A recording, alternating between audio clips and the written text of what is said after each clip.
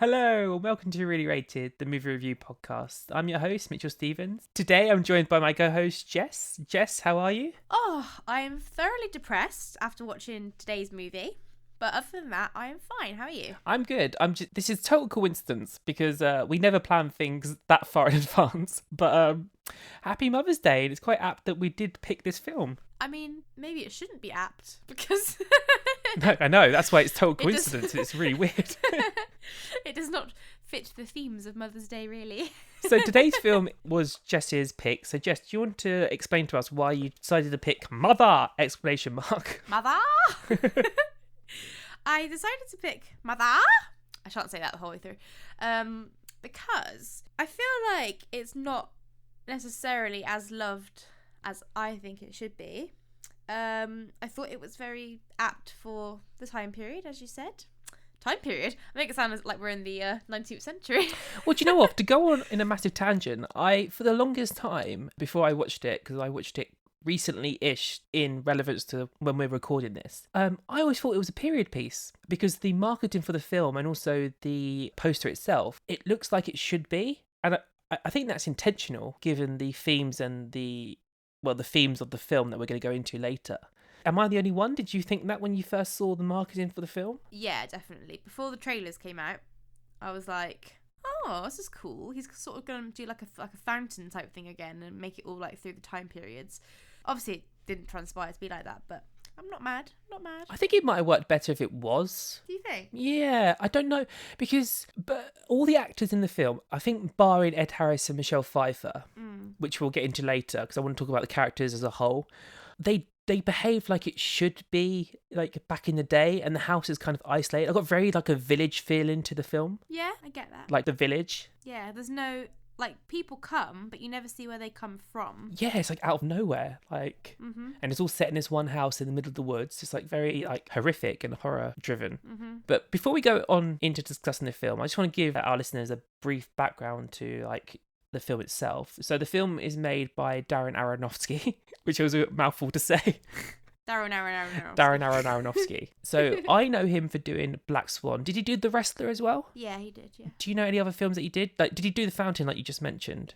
His most famous one is probably Requiem for a Dream. Oh, I had no idea he did that. Yeah, which everyone loves, but I didn't really love. But I think maybe I was at the wrong time of my life to love it. I don't want to watch it because my college teacher, she said that like, oh, if you want to be put off drugs for life, watch this film. And not that I want to be put off drugs for life. That sounds really bad. But I don't want to be put off. I actually enjoyed my cocaine. Thank you very much. Don't do drugs, kids. No, don't do drugs. Although prescription drugs, yay. Yay. Yeah, but she said it was a really weird film and like it's quite horrific in how it's shot and the sort of subject matter and all that thing. And I think to myself, like, I don't want to sit through a film like that. But you have just sat through Mother, so it can't be worse than that. Do you know what? Right off the bat, because I do have a sneaking suspicion that you and our takes on the film are vastly different and also how much we enjoyed the film. Maybe that's not the right word, enjoyment, but I'm just going to be honest, I hated this film.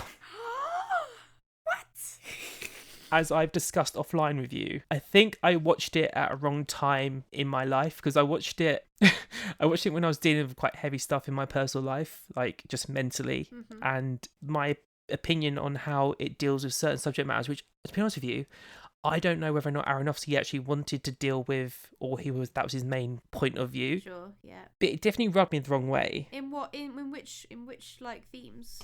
Yeah, so let's dive into it. So in order to talk about the themes that I'm on about, we first have to talk about how the film opens. So basically the film opens with a sort of devastated fire wrecked house or fire. Like the embers of a arson attack. Yeah, which I really enjoyed because the entry view into the film I thought was very clever. And then obviously we sort of start seeing it sort of repairing itself and going back into reverse. And any trope like that, you think to yourself, oh, this is a film that's going to end in one place and it's going back on itself to show you how it happened. Yeah. So I really enjoyed that. But then obviously by the end of the film, spoilers. So if you haven't actually watched the film, guys, stop now and go watch it. Yeah. obviously what we're seeing is just another cycle of this man's life and this woman's life starting again, which I actually like. So when we come to the end of the film, once we realise that what we've watched is actually just a cycle, I wouldn't say abuse, and gets onto my opinion of the film itself.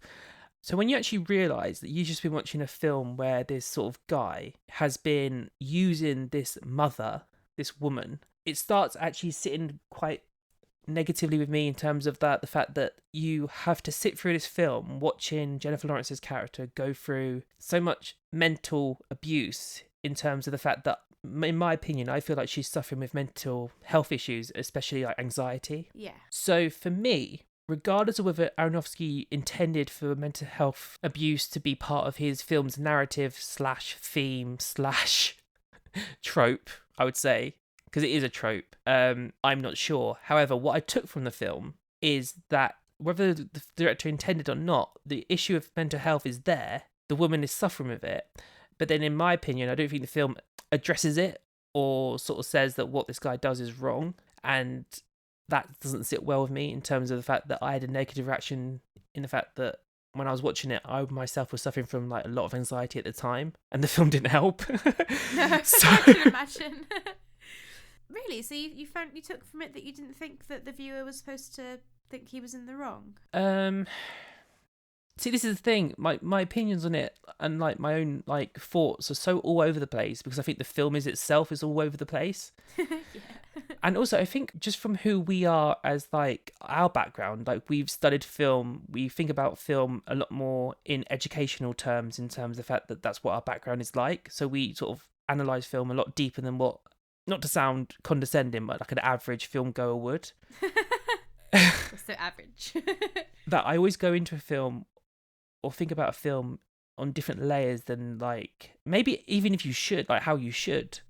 I think Aronofsky intended us to see Javier Bardem's character in a negative light, but coming to the end of the film, I would prefer there to have been some justice for Lawrence's character than there was. Sure, yeah. But I understand that my thoughts, not even thoughts, but my emotions on the film are totally counterintuitive to what actually Darren Aronofsky wanted to explore and wanted to actually tell. So I've got this push and pull with how I know what the film that he's trying to say and show, but for me, it's not the film I wanted.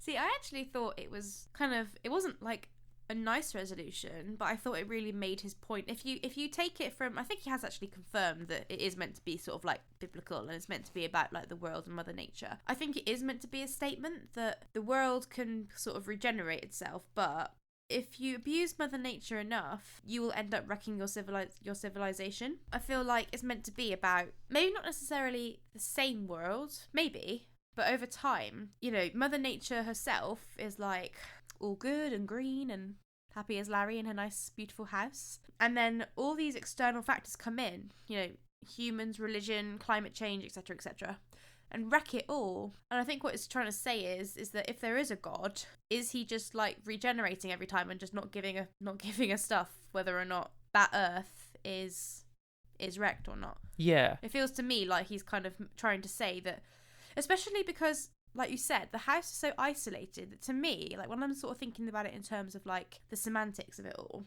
is it's almost like the house is the Earth and it's spinning in isolation in the sky. Do you know what I mean? Like there's nothing around it. It's just there in space. Almost it's like a purgatory. Yeah, exactly. It's almost, I think it definitely is supposed to be a negative perspective on religion. Like I don't see how you could read it any other way. I think this is where the film in my mind is counterintuitive to what I thought the film was watching it at the time. So when I was watching it at the time, I picked up all the biblical references. I picked up on, certainly as the film went on, I was thinking this is getting weirder and weirder. Yeah. That I don't think this is quite our Earth or like of this world. But whereas the film started, I really thought I was watching this, you know, kitchen sink drama of this man and this woman.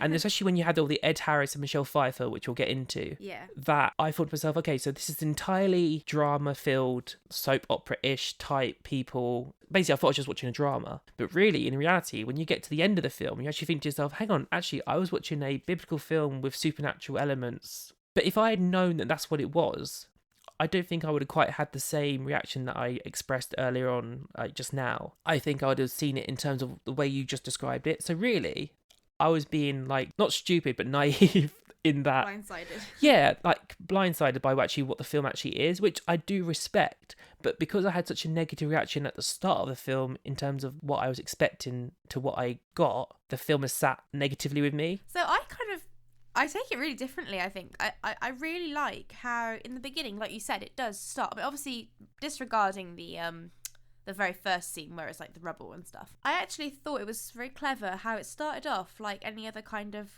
art house drama. And as the film went on, it was steadier and steadier and steadier into the kind of the uncanny.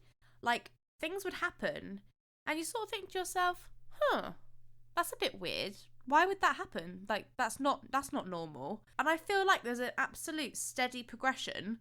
Like, if you charted it on a scattergraph or whatever, it would be like a straight line into madness from like normality, which I really like, because I feel like if they had just gone balls out to the wall with all the destruction at the end, it would have been very like hard to get to grips with. But I think as it goes on, like, obviously their relationship seems a bit weird in the beginning, but you can kind of accept that because you think, well, that's what a lot of relationships are like, I suppose. And then when Ed Harris turns up, and the behaviour of the man is just so strange and unreasonable.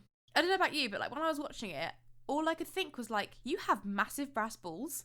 Like him and his wife. Oh, I know, yeah. The whole time I just wanted to slap them. I just thought like, and I think you're supposed to feel like that, because most people with, you know, a normal kind of social attitude realise that's not okay.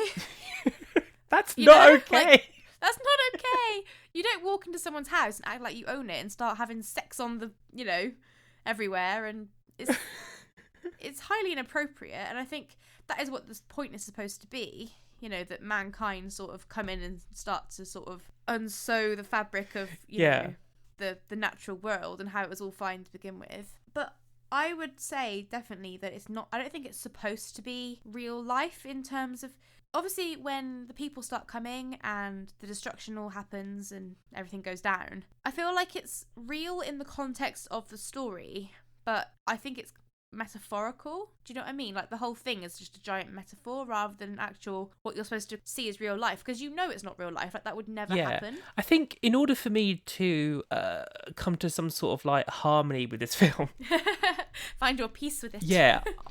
In my mind, I have to sort of reckon that this is a deity, like the man, Javier Bardem, who has been placed in purgatory because he's committed some sort of like act or something, probably by God, and he's just living out this life cycle where he has to abuse his women in terms of like trying to get their love and their approval, but he gives nothing back because he doesn't want their approval, he wants approval from everyone else. So if I look at this film like that, like this is a supernatural film where this deity's been placed in this purgatory, it sits okay with me. And I do think to myself, if I watch this, if I watch this for a second time, I do actually think I'll get more enjoyment out of it than I did the first, because quite similar to Serenity, the film even though this is nothing like Serenity. Justice.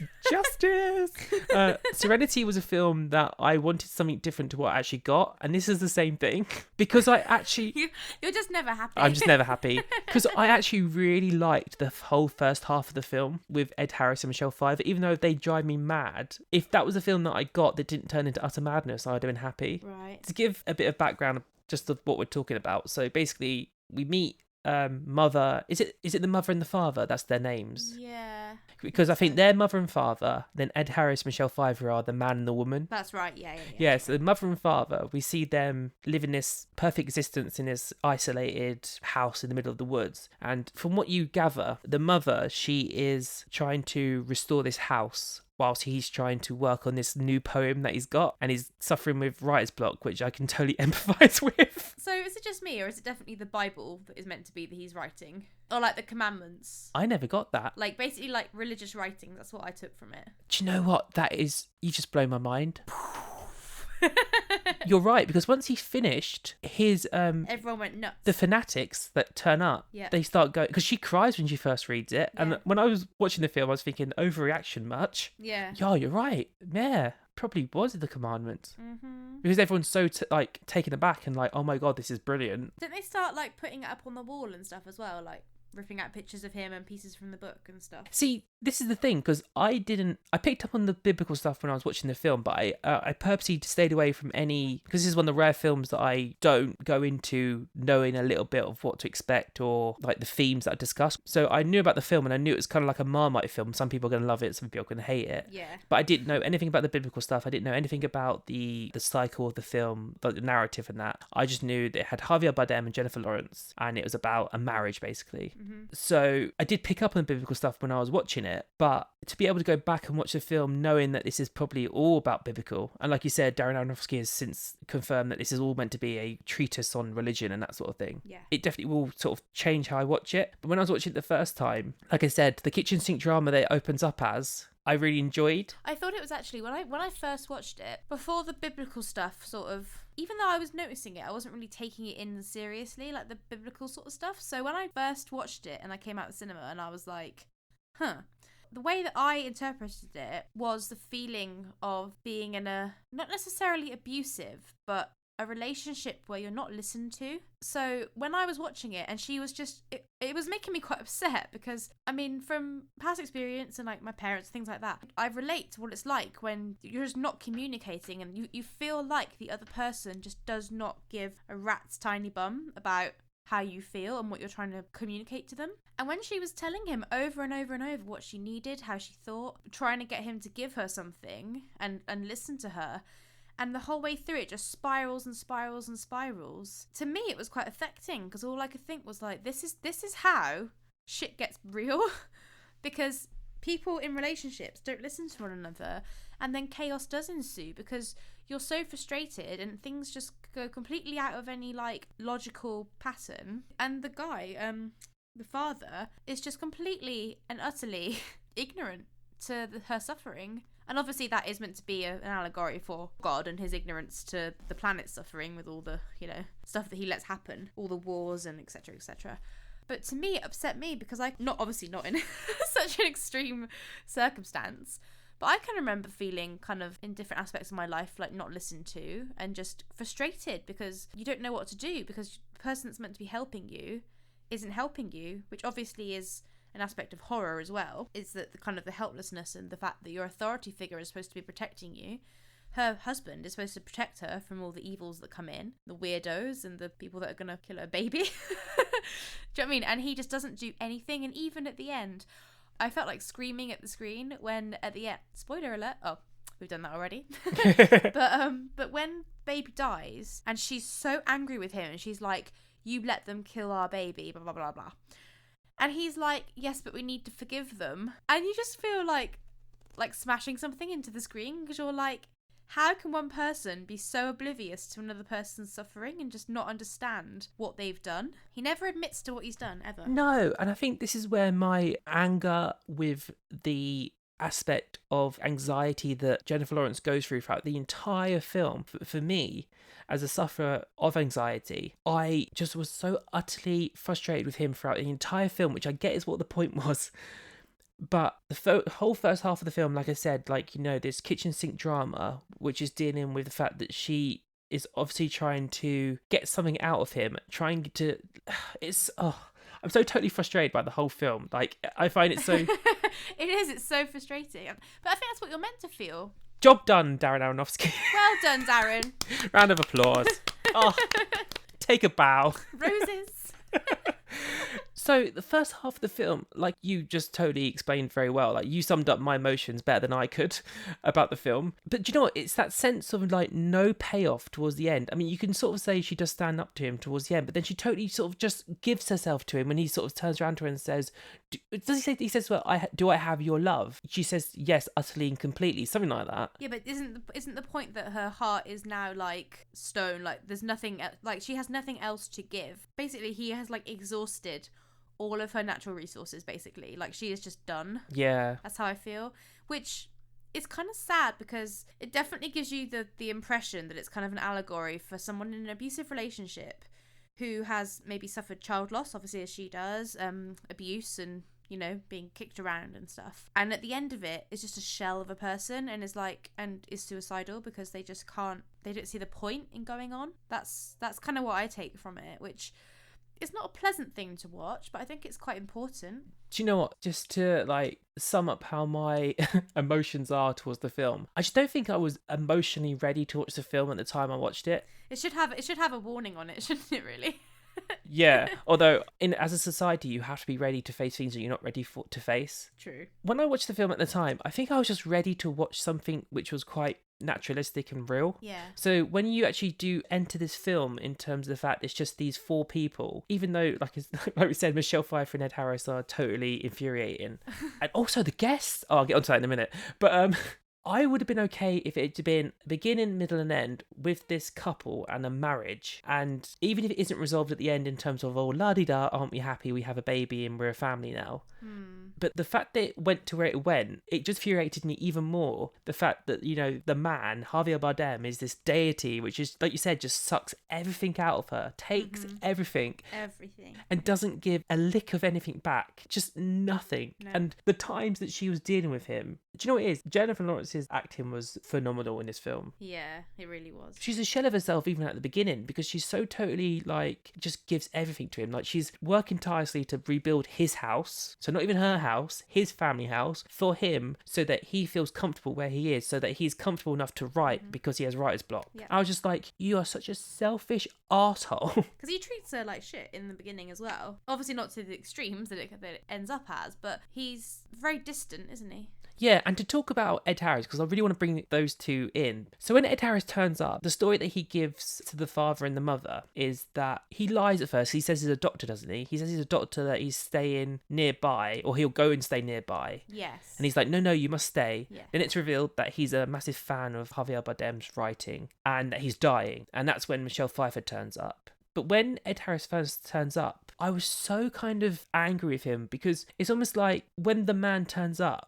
he just sort of like, it's all about him. Yeah. So he gives him all his attention, all his trust, even his love to Ed Harris. And I was thinking, you can't give that to your wife. But I think the point for that was meant to be like, and you can see it the whole way through, is that he's absolutely 100% motivated by his own like ego and vanity. So to him, like anyone else would say, oh my god, that's so creepy that someone would lie and turn up and basically stalk you, and all he can see is the admiration. Oh, it's because he admires me. Oh, it's because he's my biggest fan, I must let him in. Like that is in itself incredibly ignorant and naive. Yeah.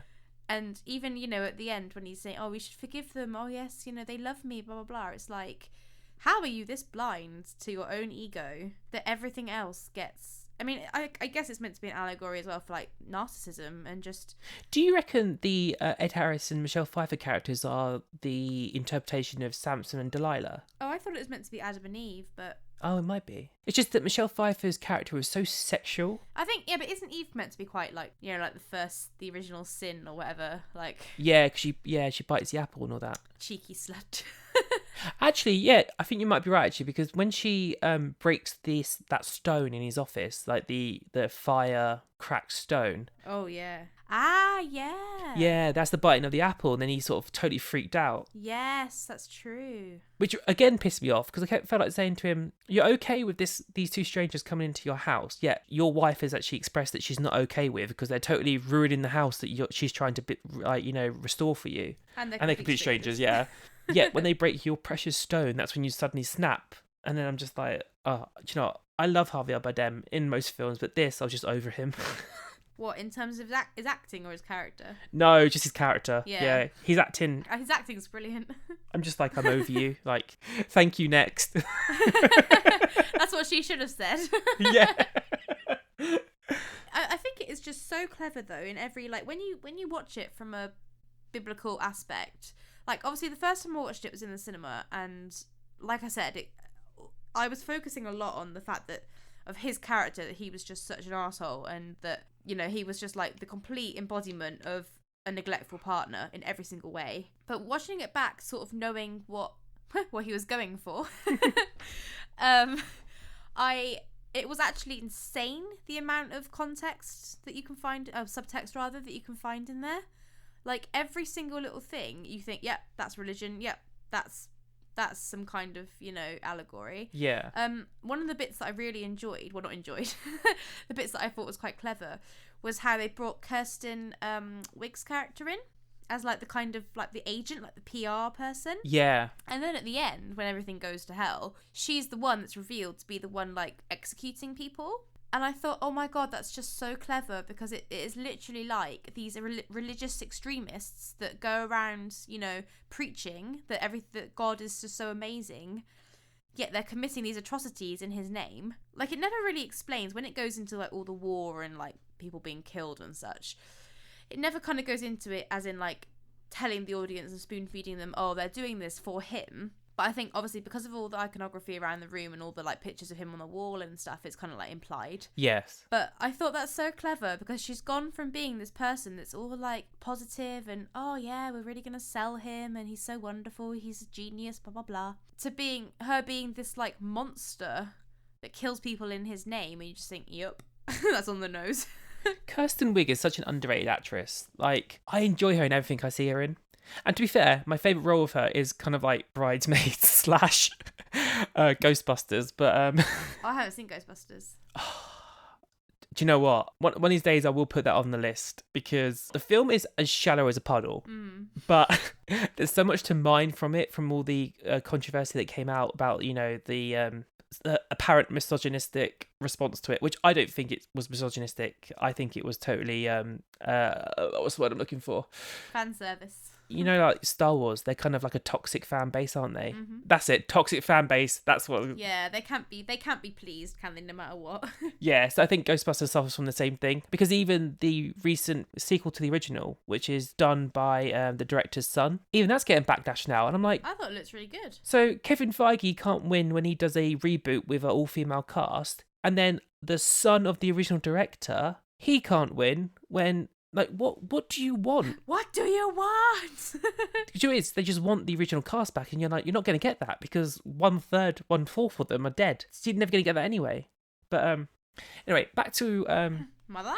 I want to approach a aspect of the film that I don't normally approach, because I don't think we can wholeheartedly get 100% confirmation on what the director was intending. But from your point of view, Jess, what do you think Darren Aronofsky was trying to achieve with this film, and what did he want to tell? I mean, you might have already sort of revealed what you think already, but when you watch this film, what do you think he wants you to take from it? I think 100% he's trying to say that the abuse of religion is the end of the world, basically. I think he's trying to say that it starts all wars, that, you know, all suffering stems from it, and that unless you stop abusing it, then it will just, the cycle of suffering will just keep going on and on and on. I think I agree. But the reason why I bring that up, and I wanted you to so eloquently, I can't say that word, eloquently. Eloquent. Yeah, so eloquently explained to me, basically, because I was actually quite confused by the film. But I think at a base level, that is why this film is such a Marmite film, because I do think, and this is why I have a problem with some films, and this is one of them, because I think some films are intended to be, at the end of the day, entertainment. So when you go to the cinema, you want to watch a film and generally be entertained. This isn't that film. This film is the sort of film that you and I would have studied at university in our film degree class. Yes. And it's there to be ripped apart, deconstructed, explained, explored, and then put back together, and you get a understanding of what the director's vision is. I think that's where the problem with the film comes, because I think there's this cognizant dissonance where it doesn't actually come together in your mind, even at the end, even though you can actually understand from a biblical sense. And you're right, I think that's what he was going for. But if you're not open to those ideas, you're going to get to the end, you're going to be like unsatisfied. I think that's what I was. I mean, I don't necessarily find it unsatisfying in terms of a film. I actually find it very, very effective and satisfying. But I see what you mean in terms of like an emotional feeling, is that you feel unhappy and depressed at the end of it, rather than entertained and really, and like, you know, lifted up. Yeah, I think if I went back now and watched it now, having discussed it with you and sort of like understand what he wanted to show, what he wanted to express through art, basically, and that's what his films are. Like, I think sometimes, very rarely, do you get a film like Black Swan. I think Black Swan and maybe The Wrestler are two of his more commercial. Yeah, like, and also like narratively coherent. Coherent, yeah. Because And this is what I mean, like, because I'm coming onto this podcast going, I hate this film. Like, point blank hated it. Yet his other film, like Black Swan, I adore. Like, it will always be on my top 10, if not top 5 best films ever. I feel like you don't hate the film. I feel like you hate what happens in the film. Yeah, I think, yeah. See what I mean? I think I'm being, like, hyperbolic, which totally isn't me. And I kind of feel like the fact that you feel so strongly means that you've done something right. And I'm saying that as not a Darren Aronofsky fan. Like, I'm not a huge fan of him in general. No. But for this one, and I'm not a massive fan of J-Law either, really. But oh, I love her. I find her whole like, oh, I'm so awkward thing really annoying. But the actual, I really do feel like it's expected that you're going to hate it. Like, I don't think anyone who isn't a sociopath is going to come out of that movie and be like, oh my god, I loved it. It was so fun. Do you know what I mean? Like, it's meant to be unpleasant because his message is unpleasant, I feel. Yeah. Like, if it was any different, I think people wouldn't have been happy anyway, because they would have come out of the cinema and gone, well, that made no sense. You're meant to be angry at this person. Why don't I feel anything? For the sake of the listeners out there, I do want to make it clear that I've only seen this film once, and that was my first viewing of the film. So if I don't totally, 100% get the film, or I'm not a massive fan of it, it's because I'm going off of my first viewing. And I think this film needs to be viewed multiple times and studied in order for you to be able to come out of the film and be satisfied. Not satisfied, that's the wrong word, but be happy that you understand the film and you get what the film is and what it's about. And I think a lot of people that have since sort of shown their hatred towards it, which it sounds like I'm doing now, but I'm not. I think actually you've had the intended reaction, to be honest. So do I. That's why I feel like a total idiot. I feel like a farce. Yeah, because normally, I approach discussing film from the point of view that I understand what the director's intention was, what my reaction from the film was, and then I often come to a consensus where we meet in the middle, and I go, okay, I get what you're trying to do, and I get what I took from it, and then I'm happy. This, I don't actually 100% understand what he was trying to, to tell us, and then I don't 100% know how I feel about it. So that right now, rather than we're meeting in the middle shaking hands, we're butting heads, like me and Darren Aronofsky. He's like, but you loved Black Swan, Mitch. Why don't you love Mother? Bet if I put Natalie Portman in it, you would love it. Yeah, right. But I don't think, even though Natalie Portman, Oscar winner, actually, no, he loves his Oscar winners, doesn't he? Yeah, he does. She couldn't have handled that role, I don't think, Natalie Portman, to be honest with you. No. So J-Law is quite a discovery in the film, because I think this is her best acting role, to be honest with you. I would agree with you, yeah. Although she's very good in Winter's Bone, if you ever seen that. Oh no, I haven't seen when that. When she was a lot younger. I think you didn't. Well, again, you wouldn't enjoy it, but you might appreciate it.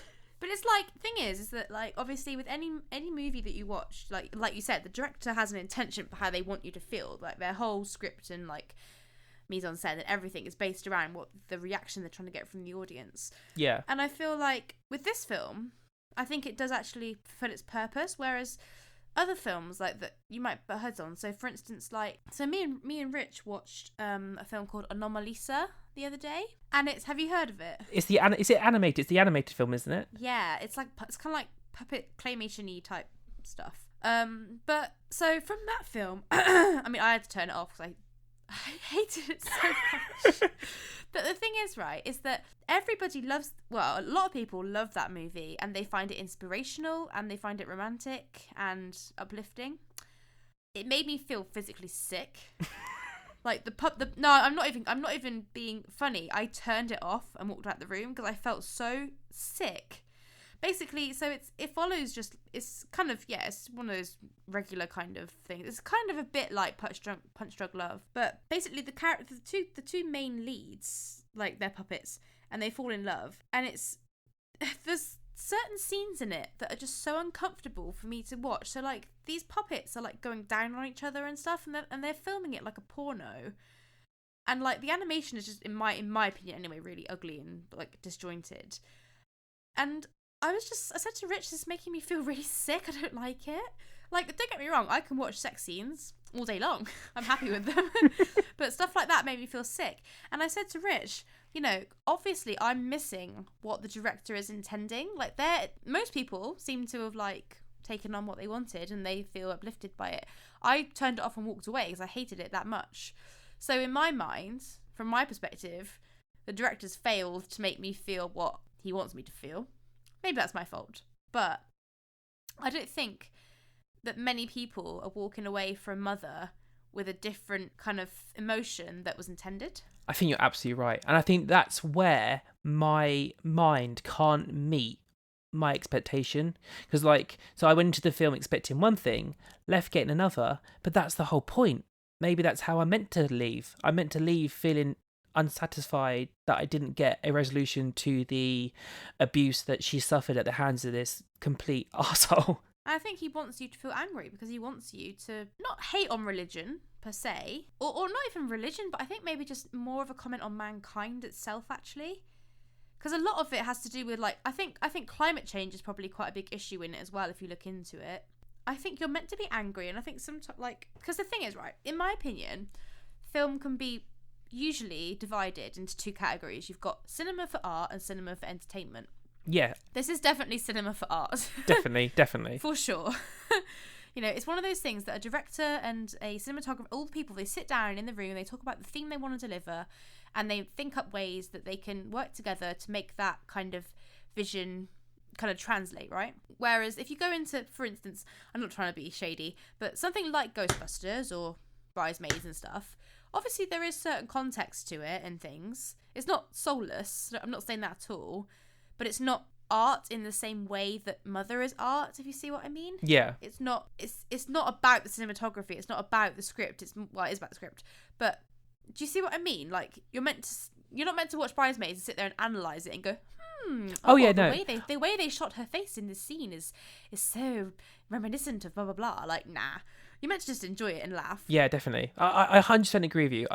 That's why I'm not so much as angry with the film in terms of so if I had seen this in the cinema. I'm so angry. No, because it is possible that I can leave a film and be angry at just I just fucking wasted how much money and 2 hours of my life that I'm not going to get back. I don't think I would have left this film feeling like that. I think I was angry because of the way I was made to feel, and at that time, at that place, and my emotional state, I wasn't ready to be taken to that place. And I think that's not the fault of the directors of the film, and it's not even a fault of my own. It's just the fact that we are two different entities meeting together, and I wasn't ready to have that experience at that time.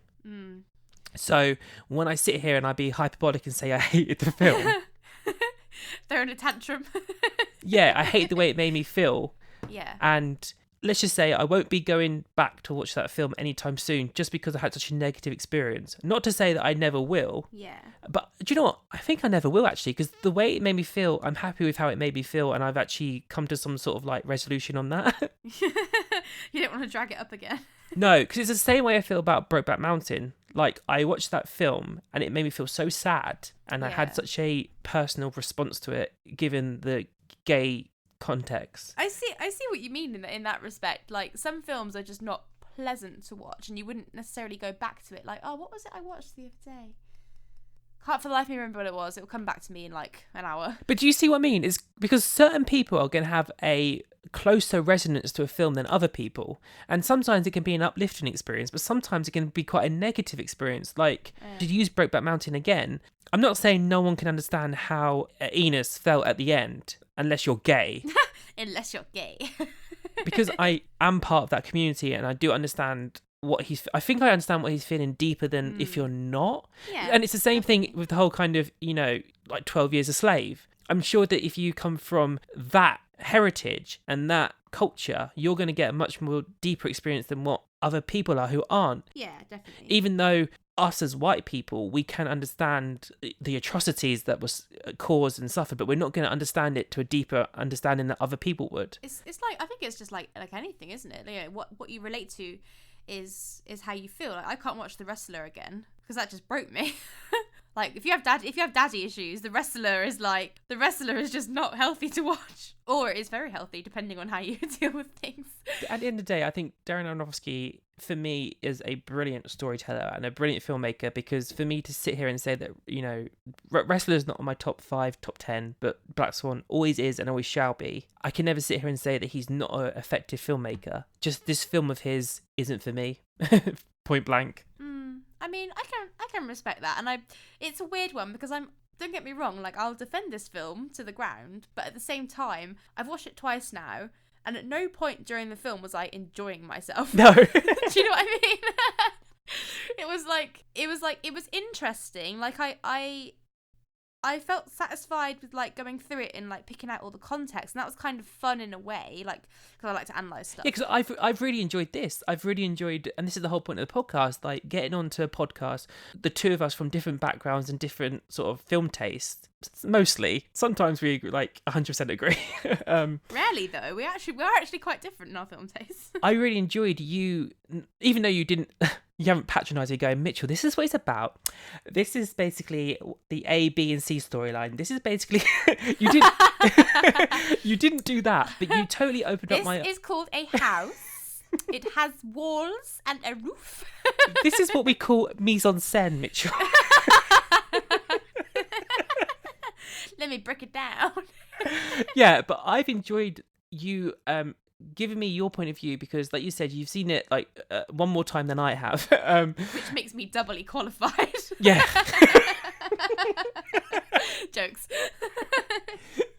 Because 2 is greater than 1. So yeah, I've enjoyed talking about this film, because you've opened up my eyes to certain aspects of the film that I totally missed, and also you've enhanced certain things that I might have picked up on, like the whole commandment thing that totally blew my mind. I feel like, obviously, like, I wouldn't say to you, like, watch it if it's going to upset you or trigger you, but like, it is actually really cool to go through, because it's amazing how much context they managed to cram in when the hordes of people come and the PR manager is going, oh, no photos, but he will sign the book for you. And I thought, oh, like, that is so much like God, isn't it? Here are his writings, here is the evidence that he's here, but you can't take a photo. You just blew my mind again. Things like that are just so, I think, so it actually makes it probably my favourite Aronofsky film, because, like I said, I'm not a massive fan. Like, I see the good parts in a lot of the films. Like, Black Swan I will always love, because it was me and Rich's first date film. That was a mistake.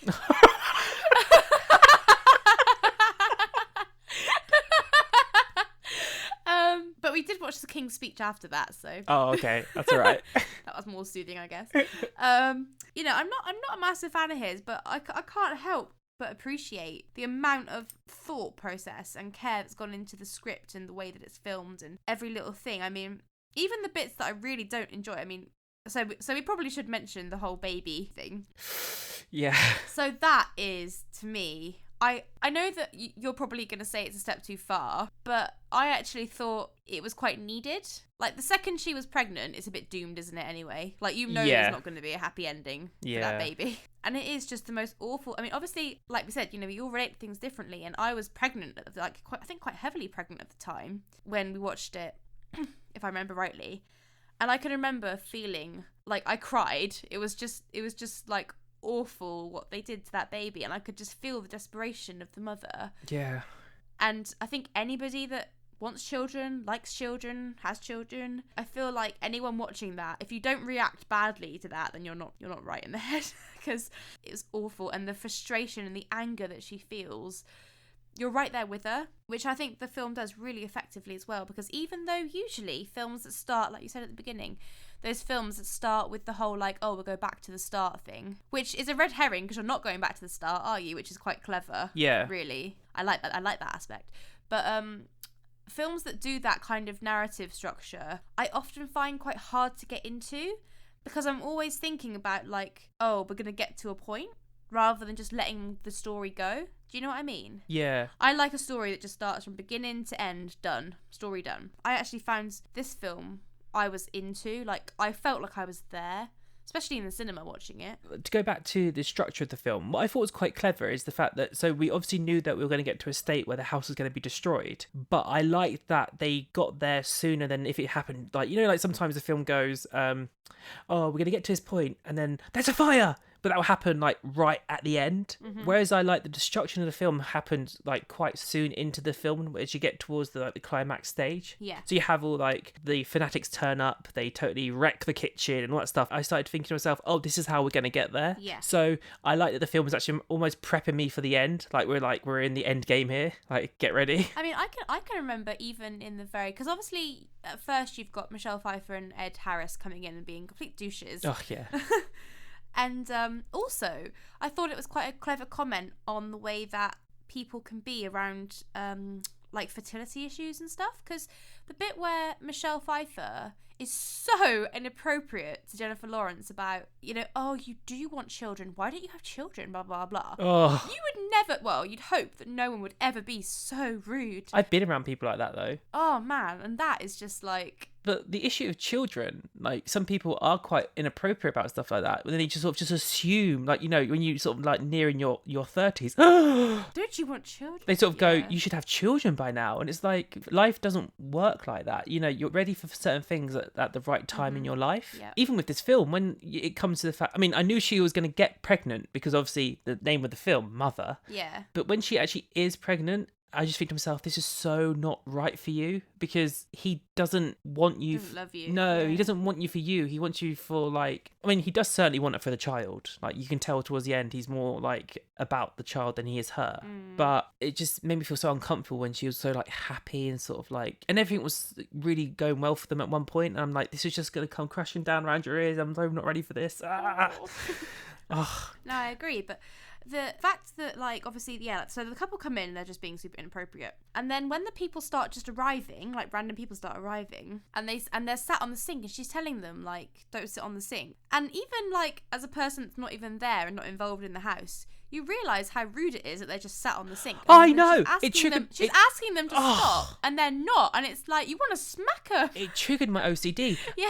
And you know the bit where she actually just finally just snaps, when they break it and she just finally just snaps, I'm like, oh. Ugh. Justice for the sink. Because if it'd been me, you know, the first people that did it, and you say to them, it isn't brace, can you get off? Yeah. They were so rude to her. I know, just would have been like, get out. Yeah, and actually, that's another thing in the film that I thought was quite clever, is that throughout the entire film, I'm pretty sure, I mean, correct me if I'm wrong, but I'm pretty sure that nobody that comes in and does something rude, nobody says sorry, ever. No. They never, ever, ever apologise or say, like, oh, my bad, or they either give her, like, a nasty look and walk off, or they, like, argue with her. Even when, I'm pretty sure when when the woman, breaks the glass, I think she might say sorry to him, to the father, but I think she makes a lot of excuses as well and is like, oh, I was just looking at it, oh, you know, like, oh, not my fault, sort of thing. And it's actually quite, I mean, I don't know about you, but when you're, like, in a relationship with someone, or, like, you've got a friend or something that is always kind of rude to you and doesn't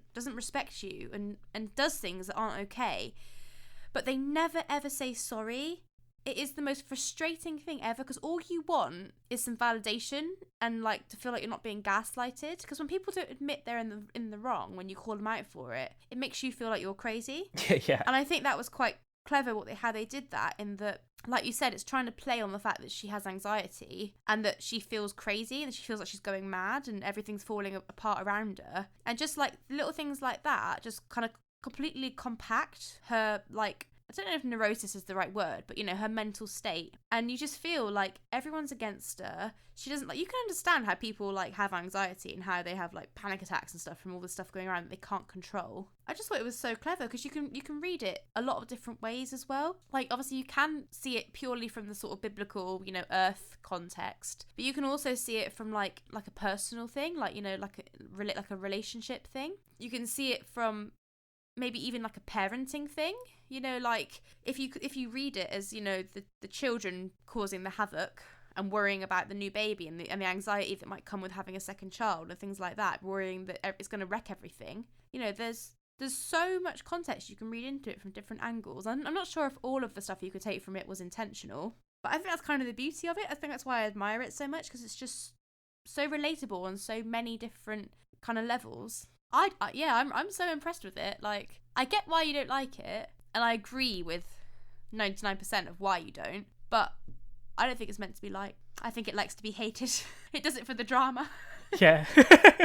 With that being said, let's jump to the ratings of the film because, like we said earlier, this is quite a Marmite film. Like, some people loved it, some people hate it. So I'm really interested to see what our perennial rating sites say about Mother. So, Jess, do you have that information?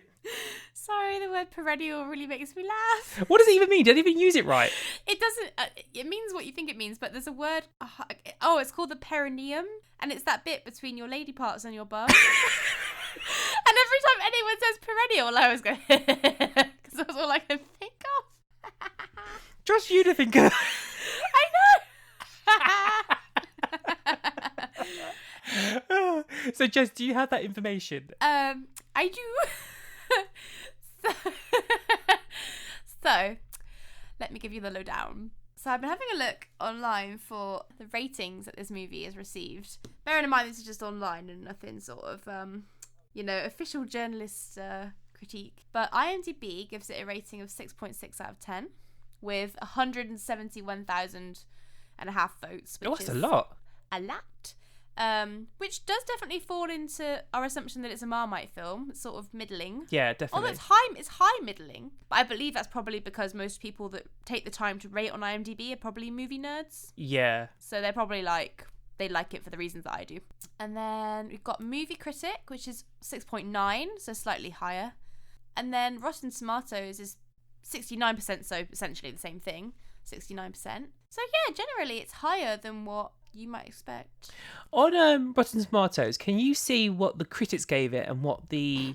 The Observer has a 0%. It says, nothing about Mother makes one lick of sense as Darren Aronofsky's corny version of madness turns more hilarious than scary. With so much crap around to clog the drain, I hesitate to label it the worst movie of the year when worst movie of the century fits even better. Meow. Disagree. But no, but this goes back to what we said earlier, though, when we said how, if the film leaves you with the intended emotion that it actually set out to do, then it's not the worst film of the century. I argue the worst film of the century is The Last Airbender. Enough said.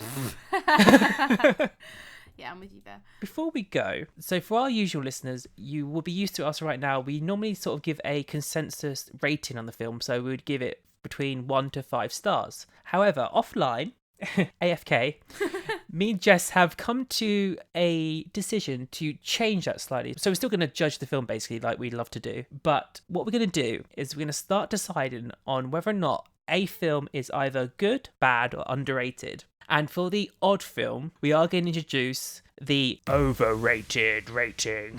Overrated! So we decided to do this because our list at the moment is getting so long of the films that we've rated. And I started realising that when we came to rating the film, I was comparing it to the other films. And I had to stop myself. And Jess was quite good at saying to me, Mitch, stop right there. This film is not like this film. We have to judge it on its own merits. Yeah. And I can't separate myself from doing that because I'm just judging the other films. But if we stick to just a more simplified good, bad, or underrated, I should be able to do that. So Jess, you first. Tell me, is this film good, bad, or underrated? I think, I certainly don't think it's bad. No, I don't. I would say it's perhaps not underrated because I feel like generally the consensus is the same. I feel that it's definitely, for people that kind of enjoy film in the way that we do anyway, they appreciate it in the way that I do. Yeah. So I don't necessarily think it is underrated. I would just say it's good for what it is, to be honest. I think that they set out to make something that had a point to it, and they made their point well. See, I was about to say it is underrated. However, maybe I'm saying that because this conversation has brought me around on the fact that the film set out to do what it wanted to do, and it achieved that because I had a negative reaction. But I do agree because I think there is a consensus out there of people being like, this is a Marmite film. Do you know what? Actually, I think giving a film a title of Marmite film actually does help the film sometimes, because if you know you're going to go into this film either loving it or hating it, at least you're prepared. Yeah, you're expecting an extreme emotion either way. Given the merits of the film aside from my emotion, I think it's well made. I do actually think ultimately, coming to the end of this conversation, I do think he had a clear vision of what he wanted to do, Darren Aronofsky, because he did write it as well, didn't he? Yes, I think so. Pretty sure. So if this is his 100% vision of what he wanted to do, then me as a logical person, I can't sit here and say to you, oh, he didn't know what he was doing, because I've seen films that you clearly know that a director doesn't know what they're doing, or a storyteller didn't know what they wanted to do. Yeah. So I can't say it's bad and I can't say it's underrated. So I agree. I think it's a good film. Not great. It's good. But good. I would say it's verging on great, but that's just because I have a sick, twisted mind. Yes, but we can't introduce good, bad, underrated and great. Great, terrible, really good, kind of okay. We're trying to simplify here. Okay, well, we'll agree it's good then. So we'll say it's good. Right, so with that done, we get to the exciting bit of the podcast, because the rest of it has just been us droning on. When we reveal what we'll be talking about next. So, usually, one of us will pick a film, we'll just say to the other, right, we're watching this, deal with it. Cruel mistress that I am. Yeah, so this time around, I'm going to suggest some options. So, with the last Bond film of Daniel Craig's career coming out next month in cinemas, I thought it'd be the best time to talk about one of his other Bond films. So, because I'm a nice person, I'm going to give Jess the option. Jess, you can pick out of either Casino Royale, Quantum of Solace, Skyfall, or Spectre. You know what? I'm going to go for Quantum of Solace. No! I am, because... No! That's not how you give someone an option, Mitch. Why don't you want that one? I thought it'd be interesting. Oh, do you know what? It's my least favourite out of his films. I mean, obviously I haven't seen... mine as well, but that's why I wanted to do it. Oh my god. Okay. I'll choose something different. No, that's fine. No, it's obviously not fine. Because it's not one of my favourites, there is a lot to talk about though, because it's so... Yes. It's so, like, not like your typical Bond film. That's why I wanted to choose it, because I haven't seen it in ages. But I think it's the most interesting to talk about, because everyone generally agrees that Spectre's a bit Casino Royale's good, and so is Skyfall. So I thought, no, let's do Quantum of Solace. That one gets that one gets a bit forgotten. The reason why I gave you a choice is because I know you're not the massive Bond fan. Not particularly. I know you like them fine, but you're not a massive one, are you? No, it's true. No. Oh, God. So next time, we'll be talking about Quantum of Solace. You gave me the option, don't complain. I've learnt my lesson. I'm not doing that again. Anyway, you know what? I'm going to stop my whining and man up. You've done this to yourself. I really have. Right, so join us next time. We'll be talking about Quantum of Solace. Jess, I've had a lot of fun talking about Mother. Oh, so have I. I feel proper edumacated after this. We learned the stuff we did. We will see you next time for Quantum of Solace. I can't wait. I can't wait. Bye. Bye. You've been listening to Reely Rated, a movie review podcast. If you've enjoyed this episode, why not dive into our archives and catch up on the movie reviews you might have missed? And have your say by sending your own thoughts and questions of the films you've discussed so far to reelyrated@gmail.com. Make sure to hit that subscribe button and stay up to date with the latest episodes. And spread the word that we are now available at Podbean, iTunes, Spotify and Google Play Music. Until next time, film fans. Keep it really rated.